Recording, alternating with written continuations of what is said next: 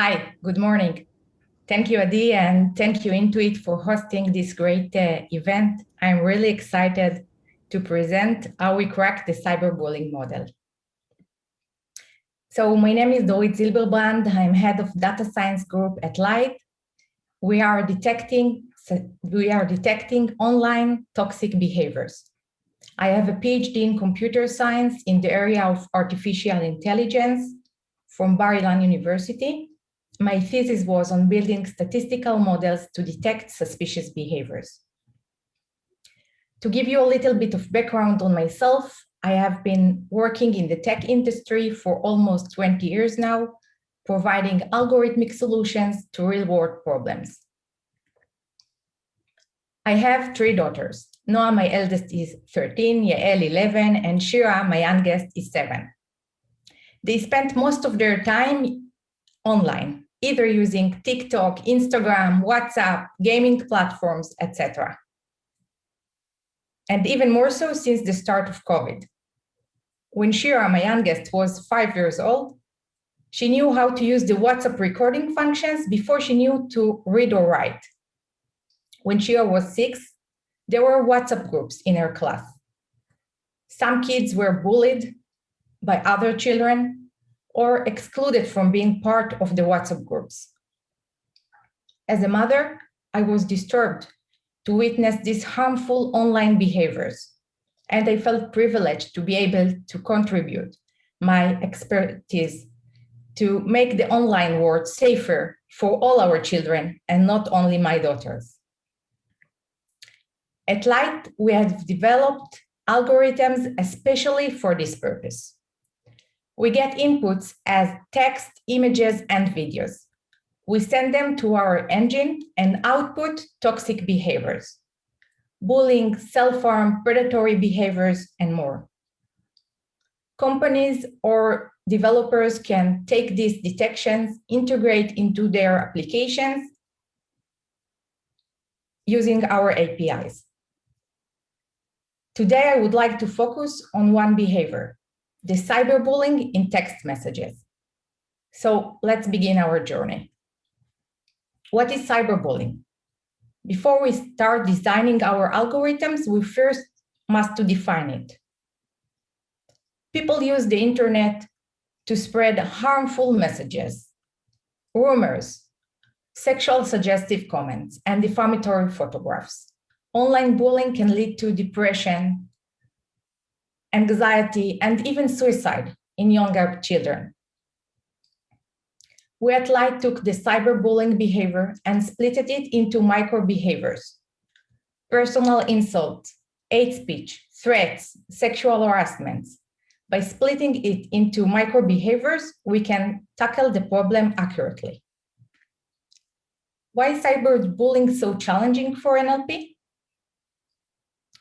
Let's think about the way people communicate today. When my 11-year-old daughter sends text message, she uses slang, acronyms, typos, emojis, and many other nuances. Informal language is difficult to interpret. How do we interpret an angry face or slang like "bite me"? And then there are more complex examples like this one on the screen. To collect all these kind of sentences and build our model, we developed a wash, rinse, repeat data science method. Let me walk you through the wash, rinse, repeat data science method. So we start by reading scientific articles and defining our micro behavior. Then our young team of analysts that specialize in social media collect these sentences, analyze, annotate, and redefine the behavior again and again. Imagine the time and effort to collect all these kinds of sentences. Then, when there is enough data, our science team collect this data and build a model. I will elaborate on the model later. Our errors discussed again with the analyst team. This data and science cycles provide us accurate models and to redefine better and better the behavior. Since we have been using this data science methodology, our models improved dramatically. We have been working on the personal insult model for about a year now. Here on the graph, you can see the improvement over time. The training size constantly growing.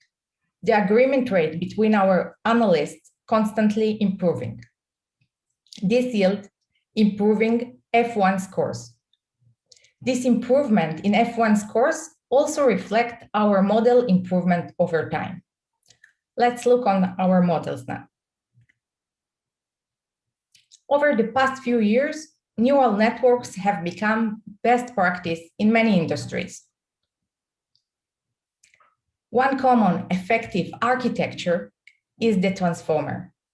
We at Light embrace the use of transformers. When we build a model, we choose transformer and tune its many parameters, such as tokenization, learning rate, loss function, etc. This is not a trivial task. To do so, we use Hugging Face library, which made it easy for us to experiment with all types of transformers and their parameters. Today, as you know, there are many Muppets transformers, such as an Elmo, Bert, Roberta, Ernie, and many others. When we have the right model and enough data, we can initialize our embedding vectors to random values and let the network tune them into good vectors. To further improve our accuracy, we used social network domain-specific preprocess. For example, we took the @ before a name and replaced it with generic form of @user. We did similar modifications for URLs, abbreviations, and emojis. Then we augmented our data. We translated from English to other languages and then from other languages back to English.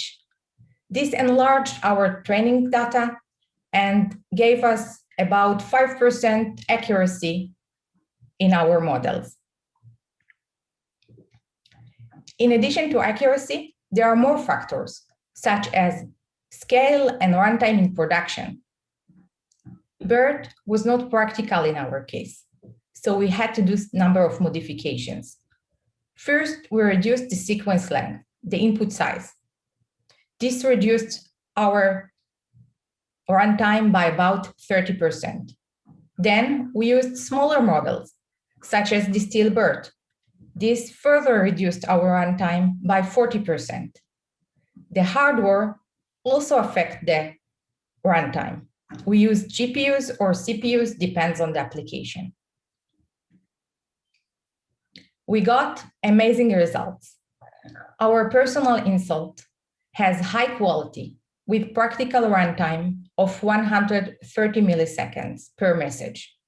Look on its ROC curve. And finally, to summarize, we at Light deliver high-quality detections with practical runtime using the wash, rinse, repeat data science method to build and improve our transformer models. Thank you, Intuit. Thank you all for your attention. Please send me mails for questions or comments. Thank you. Thank you, Dorit. It's great to hear about data science used to make this world a better place.